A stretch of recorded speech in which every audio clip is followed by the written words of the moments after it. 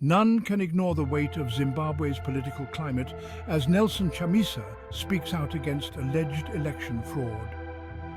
Today, June 23, 2024, Nelson Chamisa addressed the nation, calling out the Zimbabwe Electoral Commission for denying accusations of election rigging.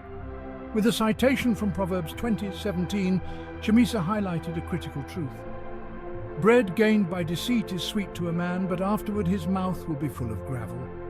His message is clear. Deceit may offer temporary gain, but the consequences are inevitable and severe.